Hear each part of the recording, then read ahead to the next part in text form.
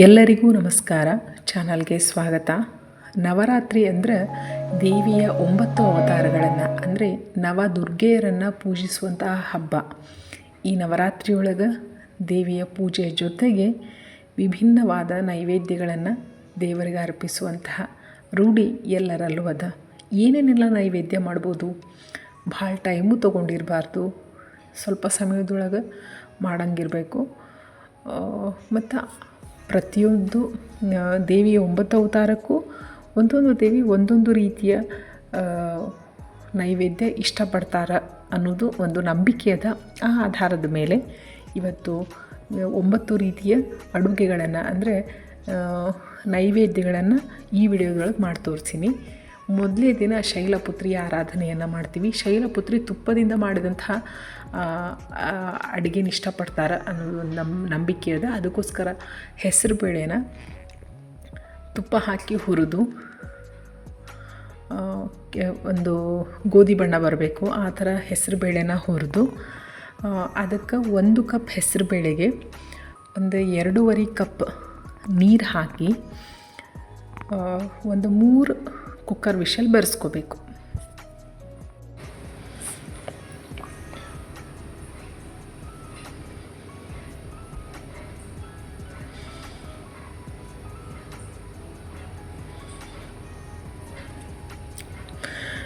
ಮೂರು ಸೀಟಿ ಆದಮೇಲೆ ಇದು ತಣ್ಣಗಾಗೋಷ್ಟು ಹೊತ್ತಿಗೆ ಇದಕ್ಕೆ ಬೇಕಾದಂತಹ ಬೆಲ್ಲನ ನಾವು ಕರಗಿಸ್ಕೊಳ್ಳೋಣ.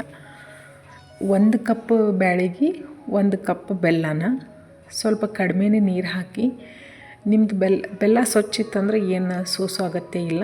ಬೆಲ್ಲ ಒಂಚೂರು ಮಣ್ಣು ಕಸ ಇರೋದ್ರಿಂದ ಅದನ್ನು ಇದು ನೀರಾಗಿ ಕರಗಿಸಿ ಅದನ್ನು ಸೋಸಿ ಅಷ್ಟೊತ್ತಿಗಾಗಲೇ ಈ ಕಡೆ ಬೇಳೆ ಕುದ್ದಿರುತ್ತೆ ಹೆಸರು ಬೇಳೆ. ಇದನ್ನು ಒಂದು ಸ್ವಲ್ಪ ಮಿಕ್ಸ್ ಮಾಡಿ ಆ ಬೆಲ್ಲವನ್ನು ಕರಗಿಸಿದಂತಹ ನೀರನ್ನು ಈ ಬೇಳೆಗೆ ಮಿಕ್ಸ್ ಮಾಡ್ಕೋಬೇಕಾಗ್ತದೆ. ಮಿಕ್ಸ್ ಮಾಡ್ಕೊಂಡಾದಮೇಲೆ ಇದಕ್ಕೊಂದು ತುಪ್ಪದಲ್ಲಿ ಹುರಿದಂತಹ ಡ್ರೈ ಫ್ರೂಟ್ಸ್ಗಳನ್ನು ಹಾಕಬೇಕು. ತುಪ್ಪ ಈ ದೇವಿಗೆ ಪ್ರಿಯವಾಗಿರೋದ್ರಿಂದ ಇದನ್ನು ಸಹಿತ ತುಪ್ಪದಲ್ಲಿ ಹಾಗೆ ಹಾಕಿದರೂ ನಡೀತದೆ. ಇವತ್ತು ಮಾಡಬೇಕಾದ್ರೆ ನಾವು ತುಪ್ಪದೊಳಗೆ ಹುರಿದು ಹಾಕಿದ್ರಾಯ್ತು ಅಂತ. ಯಾವುದಿರುತ್ತೋ ಅದು ನಿಮ್ಮ ಹತ್ರ ಡ್ರೈ ಫ್ರೂಟ್ಸು. ನನ್ನ ಹತ್ರ ಇದು 2 ಥರದ ಡ್ರೈ ಫ್ರೂಟ್ಸ್ಗಳಿತ್ತು. ಹೀಗಾಗಿ ನಾನು ಇದೆರಡನ್ನು ತುಪ್ಪದೊಳಗೆ ಹುರಿದು ಈ ಒಂದು ಪಾಯಸಕ್ಕೆ ಹಾಕಕತ್ತೀನಿ.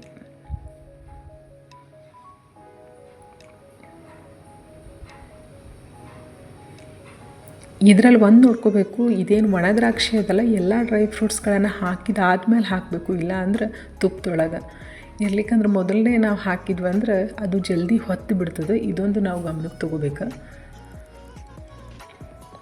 ತುಪ್ಪದೊಳಗೆ ಹುರಿದಂಥ ಡ್ರೈ ಫ್ರೂಟ್ಸ್ಗಳನ್ನು ಈ ಬೇಳೆ ಮತ್ತು ಬೆಲ್ಲದ ಏನು ಮಿಶ್ರಣಕ್ಕೆ ಹಾಕಿದ್ವಿ ಅಂದ್ರೆ ಹೆಸರು ಬೇಳೆ ಪಾಯಸ ರೆಡಿ ಆಗುತ್ತೆ. ಮತ್ತು ಇನ್ನು ಮುಂದೆ ಮಾಡೋ ಎಲ್ಲ ಒಂದು ಅಡುಗೆಗಳಿಗೂ ಒಮ್ಮೆ, ಯಾಕಂದ್ರೆ ನಾವು ಒಮ್ಮೆ ಮಾಡಕತ್ತಿರೋ ಕಾರಣ ಜಾಸ್ತಿ ಇದೇನು ಬಾದಾಮಿ ಮತ್ತು ಡ್ರೈ ಫ್ರೂಟ್ಸ್ಗಳನ್ನು ಒಮ್ಮೆ ಹುರಿದಿಟ್ಕೊಳಕತ್ತೀನಿ.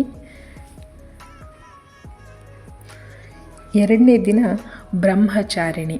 ಈ ದೇವಿಗೆ ಕೆಂಪು ಬಣ್ಣದ ವಸ್ತ್ರ ಇಷ್ಟ ಆಗ್ತದೆ. ಅದೇ ರೀತಿ ಸಕ್ಕರೆಯಿಂದ ಮಾಡಿದಂತಹ ನೈವೇದ್ಯ ಪ್ರಿಯವಾಗಿದ್ದಂತ ಹೇಳ್ತಾರೆ. ಅದಕ್ಕೋಸ್ಕರ ನಾನಿವಾಗ ಸಕ್ಕರೆ ಹಾಕಿ ಶಾವಿಗೆ ಪಾಯಸ ಮಾಡಾಕತ್ತೀನಿ. ಇದಕ್ಕೆ 1 ಕಪ್ನಷ್ಟು ಶಾವಿಗೆನ ತೊಗೊಂಡು ಅದಕ್ಕೆ ತುಪ್ಪ ಹಾಕಿ ಅದನ್ನೊಂಚೂರು ಕೆಂಪು ಬಣ್ಣ ಬರೋ ಹಾಗೆ ಕಂದು ಕೆಂಪು ಬಣ್ಣ ಬರೋ ಹಾಗೆ ಹುರಿದು ಅದಾದಮೇಲೆ ಒಂದು ಅರ್ಧ ಲೀಟ್ರಷ್ಟು ಹಾಲನ್ನು ಕಾಸ್ಕೋಬೇಕು. ಅದು ಕುದಿ ಬಂದಾದಮೇಲೆ ಅದಕ್ಕೆ 1 ಕಪ್ಪಿಗೆ ಅರ್ಧ ಕಪ್ ಸಕ್ಕರೆನ ಹಾಕಿ ಹಾಲಿಗೆ ಸಕ್ಕರೆನ ಕರಗಿಸ್ಕೋಬೇಕು.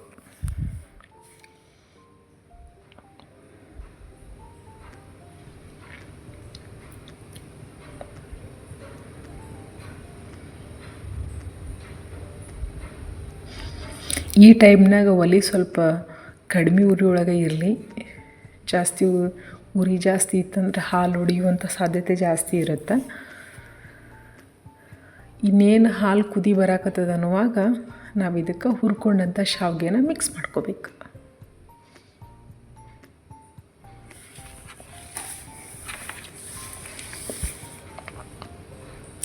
ಮಿಕ್ಸ್ ಮಾಡ್ಕೊಂಡಿಂದ ಏನು ಭಾಳಷ್ಟು ಹೊತ್ತು ಏನು ಕುದಿಸೋದಿಲ್ಲ, 3-4 ನಿಮಿಷ ಕುದಿಸಿದ್ರೆ ಶಾವಿಗೆ ಪಾಯಸ ರೆಡಿ ಆಗುತ್ತೆ.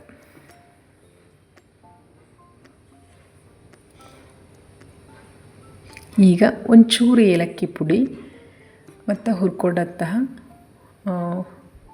ಡ್ರೈ ಫ್ರೂಟ್ಸ್ಗಳನ್ನು ಒಂದು ಸ್ವಲ್ಪ ಹಾಕಿದರೆ ಶಾವಿಗೆ ಪಾಯಸ ರೆಡಿ ಆಗುತ್ತೆ.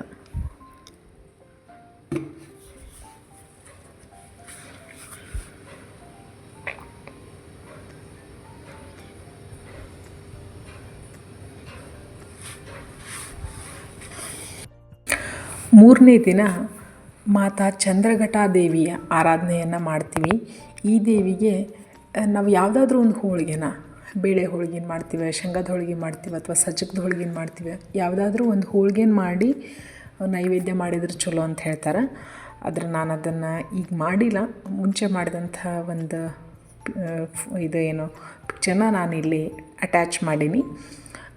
ಅದರದ್ದು ವಿಡಿಯೋ ಇನ್ನೊಂದು 2 ದಿನದೊಳಗೆ ನಾನು ಅಪ್ಲೋಡ್ ಮಾಡ್ತೀನಿ.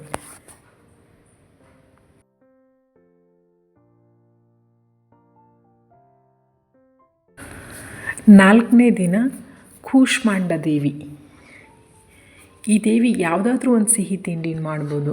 ನಾವೇನು ಮೈಸೂರು ಪಾಕ್ ಮಾಡ್ತಿರೋ ಅಥವಾ ಯಾವುದಾದ್ರೂ ಉಂಡೆ ಮಾಡ್ತಿರೋ ಅಥವಾ ಏನಾದರೂ ಮಾಡ್ಬೋದು. ಅದು ಸಿಹಿಯಾದ ಪದಾರ್ಥ ಆಗಿರಬೇಕು. ಇವತ್ತು ನಾನು ಗೂಡನ್ನ ಅಂತ ಹೇಳ್ತಾರೆ, ಅಂದರೆ ಬೆಲ್ಲದನ್ನು ಮಾಡಾಕತ್ತೀನಿ. ಇದಕ್ಕೇನಿಲ್ಲ, 1 ಕಪ್ ಬೆಲ್ಲ ತೊಗೊಂಡು ಅದನ್ನು ಕರಗಿಸ್ಕೊಂಡು, ಅದು ಬೆಲ್ಲ ಕರಗಿದಾದ್ಮೇಲೆ ಅದಕ್ಕೆ ಮಾಡಿಟ್ಟಂತಹ 1 ಕಪ್ ಅನ್ನನ ಅದಕ್ಕೆ ಮಿಕ್ಸ್ ಮಾಡಿ, ಆ ಬೆಲ್ಲದ ನೀರಿನ ಜೊತೆ ಅನ್ನ ಒಂದು ಸ್ವಲ್ಪ ಚಲೋತ್ನಾಗ ಕುದಿಬೇಕು. ಆವಾಗ ಅದೊಂಥರ ರುಚಿ ಬರುತ್ತೆ. ಈ ದೇವಸ್ಥಾನದಾಗೆಲ್ಲ ಪ್ರಸಾದ ಕೊಡ್ತಿರ್ತಾರೆ ನೋಡ್ರಿ, ಹಂಗೆ ರುಚಿ ಬರುತ್ತೆ. ಅದೊಂದು ಚೂರು ಕುದ್ದಾದ್ಮೇಲೆ ಅದಕ್ಕೊಂದು ಸ್ವಲ್ಪ ಹಸಿ ಕೊಬ್ಬರಿನ ಮಿಕ್ಸ್ ಮಾಡಿ, ಅದಾದಮೇಲೆ ಒಂಚೂರು ಏಲಕ್ಕಿ ಪುಡಿ, ಹುರಿದಿಟ್ಕೊಂಡಂಥ ಡ್ರೈ ಫ್ರೂಟ್ಸ್ಗಳನ್ನು ಮಿಕ್ಸ್ ಮಾಡಿದರೆ ಗೂಡನ್ನ ರೆಡಿಯಾಗಿರುತ್ತೆ. ಗೂಡನ್ನ ಅಂತ ಯಾಕೆ ಕರೀತಾರೆ ಅಂದರೆ ಬೆಲ್ಲಕ್ಕೆ ಗೂಡು ಅಂತ ಕರೀತಾರೆ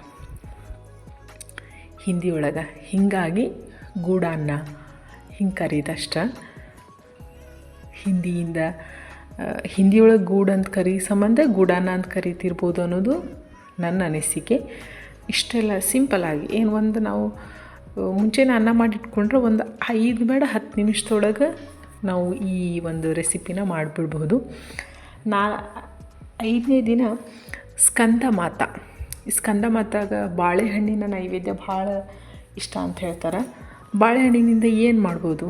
ಅದಕ್ಕೋಸ್ಕರ ಸಿಂಪಲ್ಲಾಗಿ 2 ಬಾಳೆಹಣ್ಣನ್ನು ನೈವೇದ್ಯ ಮಾಡಿದ್ರು ನಡೀತದೆ. ಈಗ ನಾನು 2 ಬಾಳೆಹಣ್ಣನ್ನು ಕಟ್ ಮಾಡಿಕೊಂಡು ಅದಕ್ಕೊಂದು ಸ್ವಲ್ಪ ಅವಲಕ್ಕಿ ಮಿಕ್ಸ್ ಮಾಡಿ, ಅದಕ್ಕೊಂಚೂರು ಬೆಲ್ಲದ ಬದಲು ಇವತ್ತು ನಾನು ಬೆಲ್ಲದ ಪುಡಿನ ನಾನು ಹಾಕೀನಿ. ಅದಕ್ಕೊಂಚೂರು ಘಮಕ್ಕೆ ಏಲಕ್ಕಿ ಪುಡಿನ ಹಾಕೀನಿ. ಇದೇನೂ ಬೇಡಪ್ಪ ಅಂತಂದ್ರೆ ನಾವು 2 ಬಾಳೆಹಣ್ಣನ್ನು ದೇವರಿಗೆ ಅರ್ಪಣೆ ಮಾಡಿದರೂ ನಡೀತದೆ. ಎಷ್ಟು ಸಾಧ್ಯ ಆಗುತ್ತೆ ಅಷ್ಟು ಸರಳವಾಗಿ ಮಾಡಿದ್ರೆ ಪೂಜೆ ಬೇಗ ಆಗುತ್ತೆ ಅನ್ನೋದೊಂದು ನಮ್ಮ ವಿಚಾರ ಅಷ್ಟೆ. ಇಷ್ಟು ಮಾಡಿ ಒಂಚೂರು ಮಿಕ್ಸ್ ಮಾಡಿದರೆ ಸ್ಕಂದ ಮಾತಾಗ ಮಾಡುವಂಥ ನೈವೇದ್ಯ ರೆಡಿಯಾಗುತ್ತೆ.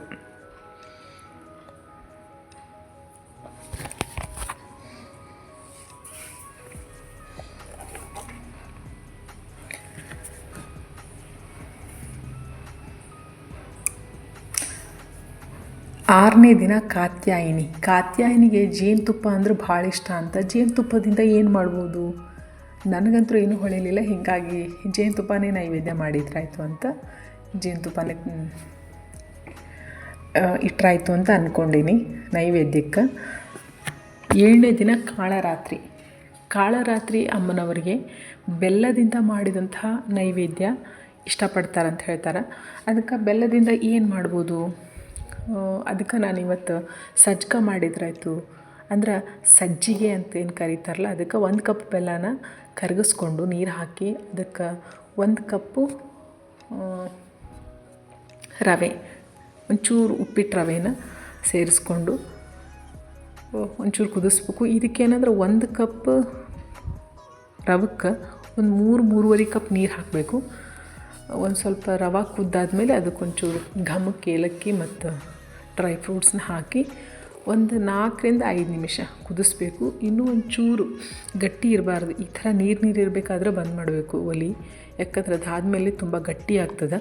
ಹೀಗಾಗಿ ಇದು ನೈವೇದ್ಯ ರೆಡಿ ಆಗುತ್ತೆ. 8ನೇ ದಿನ ಮಹಾಗೌರಿಗೆ ತೆಂಗಿನಕಾಯಿಂದ ಮಾಡಿದಂಥ ನೈವೇದ್ಯ ಭಾಳ ಇಷ್ಟಪಡ್ತಾರೆ ಅನ್ನೋದೊಂದು ನಂಬಿಕೆ ಅದ. ಹೀಗಾಗಿ ನಾನು ಇವತ್ತು ಕಾಯಿ ಅನ್ನ ಅಥವಾ ತೆಂಗಿನಕಾಯಿ ಚಿತ್ರಾನ್ನ ಮಾಡಾಕತ್ತೀನಿ. ತೆಂಗಿನಕಾಯಿ ಚಿತ್ರಾನ್ನಕ್ಕೆ ಕಡಾಯಿಗೆ ಒಂದು ಸ್ವಲ್ಪ ಎಣ್ಣೆ ಹಾಕ್ಕೊಂಡು ಜೀರಿಗೆ, ಸಾಸಿವೆ, ಒಂದು ಸ್ವಲ್ಪ ಉದ್ದಿನಬೇಳೆ, ಕಡಲೆಬೇಳೆ ಹಾಕ್ಕೊಂಡು ಒಂದು ಸ್ವಲ್ಪ ಹುರ್ಕೊಂಡು ಅದಕ್ಕೆ ಆಮೇಲೆ ಒಂದು ಸ್ವಲ್ಪ ಶೇಂಗದ ಕಾಳು, ಕರಿಬೇವು ಹಾಕಿ ಒಂಚೂರು ಫ್ರೈ ಮಾಡಬೇಕು. ಅದಾದಮೇಲೆ ನೀವು ಇದಕ್ಕೆ ಒಣಮೆಣ್ಸಿಕಾಯಿ ಹಾಕಿದ್ರೂ ಹಾಕೋಬೋದು, ಹಸಿಮೆಣ್ಸಿಕಾಯಿ ಆದರೂ ಹಾಕೋಬೋದು. ಇಲ್ಲಿ ನಾನು ಒಂದು 2 ಹಸಿಮೆಣ್ಸಿಕಾಯಿನ ಉದ್ದುದಾಗ ಹೆಚ್ಚಿ ಫ್ರೈ ಮಾಡಾಕತ್ತೀನಿ. ಈಗ ಇದಕ್ಕೆ ಒಂಚೂರು ಹಸಿಕಾಯಿ, ಒಂದು ಅರ್ಧ ಕಾಯಿಗಿಂತ ಕಮ್ಮಿ ಕಾಯಿನ ಹಾಕಕತ್ತೀನಿ. ಎಣ್ಣೆ ಒಳಗೆ ಯಾಕೆ ಹಾಕೋದಂದ್ರೆ ಹುರಿದ್ರೆ ಅದ್ರ ಹಸಿ ವಾಸನೆ ಹೋಗುತ್ತಂತ.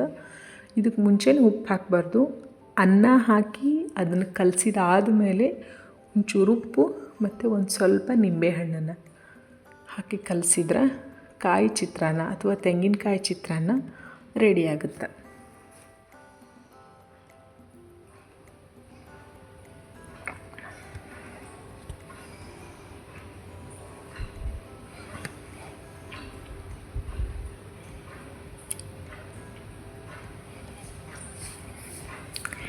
ಇನ್ನು 9ನೇ ದಿನ ಸಿದ್ಧಿದಾತ್ರಿ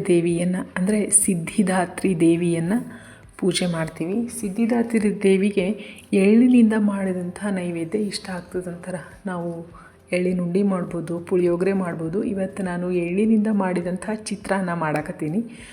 ಏನಿಲ್ಲ, ಫಸ್ಟ್ ಒಂದು ಸ್ವಲ್ಪ ಎಣ್ಣೆ ಹಾಕ್ಕೊಂಡು ಕಡಾಯಿಗೆ ಸ್ವಲ್ಪ ಎಣ್ಣೆ ಹಾಕಬೇಕು. ಉದ್ದಿನಬೇಳೆ, ಕಡಲೆಬೇಳೆನ ಒಂಚೂರು ಹುರ್ಕೋಬೇಕು. ಇದನ್ನು ನಾವು ಪೌಡ್ರ್ ಮಾಡ್ಕೋತೀವಿ. ಆಮೇಲೆ ಒಂಚೂರು ಶೇಂಗಾನ ಹಾಕಿ ಎಲ್ಲನೂ ಫ್ರೈ ಮಾಡ್ಕೋಬೇಕು.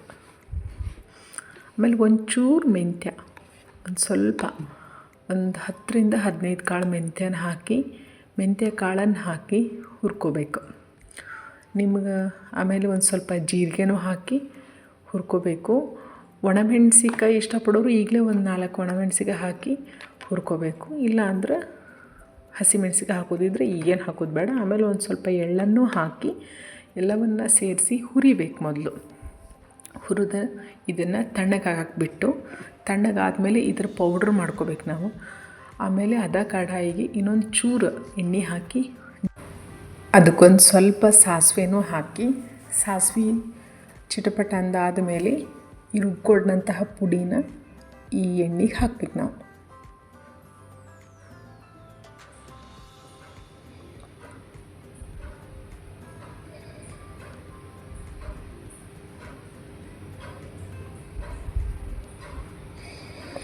ಇನ್ನೊಂದು ಎಳ್ಳಿನಿಂದ ಏನೆಲ್ಲ ಮಾಡ್ಬೋದು ಅಂತಾರೆ. ಪುಳಿಯೋಗರೆ ಮಾಡ್ಬೋದು, ಎಳ್ಳಿನ ಉಂಡೆ ಮಾಡ್ಬೋದು. ಏನೂ ಬೇಡ ಅಂದರೆ ಎಳ್ಳು ಬೆಲ್ಲನ ಮಿಕ್ಸ್ ಮಾಡಿ ಅದನ್ನೊಂದು ಸಣ್ಣದು ಉಂಡಿತ ಆಕಾರದೊಳಗೂ ಇಡ್ಬೋದು.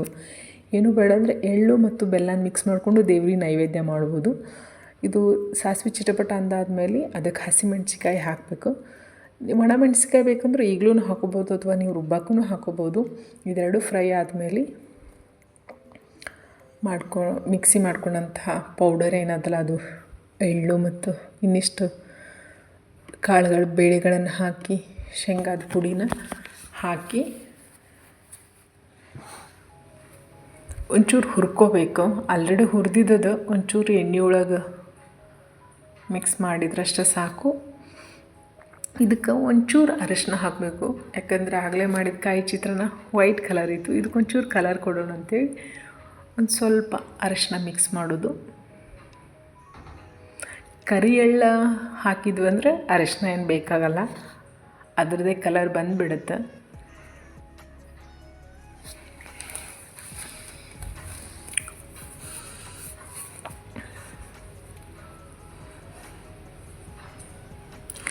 ಇದಕ್ಕೆ 1-1.5 ಕಪ್ ಅನ್ನನ ಈಗ ಹಾಕಿ ಕಲಿಸ್ಕೊಳ್ಳೋದು. ಇದಕ್ಕೂ ನಾವು ಈಗಲೇ ಉಪ್ಪು ಮತ್ತು ನಿಂಬೆಹಣ್ಣನ್ನು ಹಾಕಿಲ್ಲ. ಈ ಅನ್ನನ ಈ ಒಗ್ಗರಣೆ ಜೊತೆ ಚಲೋತ್ನಾಗೆ ಕಲಿಸ್ಕೋಬೇಕು. ಮೊದಲು ಕಲಿಸ್ಕೊಂಡು ಉಪ್ಪು ಮತ್ತು ನಿಂಬೆಹಣ್ಣನ್ನು ಮಿಕ್ಸ್ ಮಾಡ್ಕೋಬೇಕು.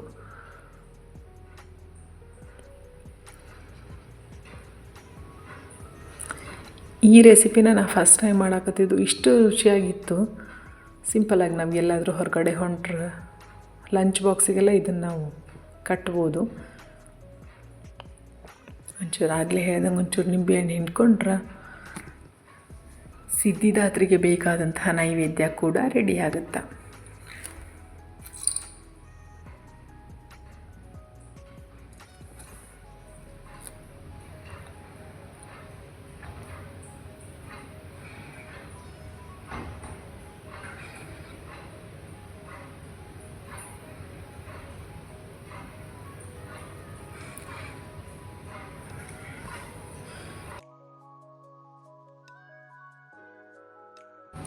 ಇಷ್ಟೊತ್ತು ವಿಡಿಯೋ ನೋಡಿ ಸಪೋರ್ಟ್ ಮಾಡಿದ್ದಕ್ಕೆ ನಿಮ್ಮೆಲ್ಲರಿಗೂ ಧನ್ಯವಾದಗಳು.